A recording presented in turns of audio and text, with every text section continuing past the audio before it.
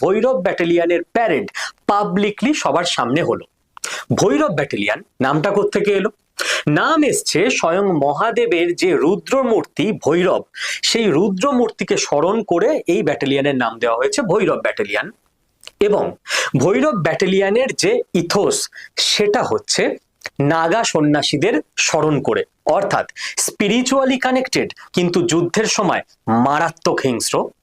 এবার এই ভৈরব ব্যাটালিয়ন সম্পর্কে তিনটে কথাই সব জায়গায় বলা হচ্ছে, যারা ইনভিজিবল, ইনভিনসিবল এবং son of the soil's. Invisible কেন? কারণ ভৈরব ব্যাটালিয়নে যে রিক্রুটমেন্ট হবে সেই রিক্রুটমেন্টে লোকাল ছেলেদের গুরুত্ব দেওয়া হবে, যারা সেই জায়গার ডায়ালেক্ট জানে, ক্লাইমেট জানে, শর্টকাট রুট চেনে, যে জায়গাটার সম্পর্কে সে ছোট থেকে জানে।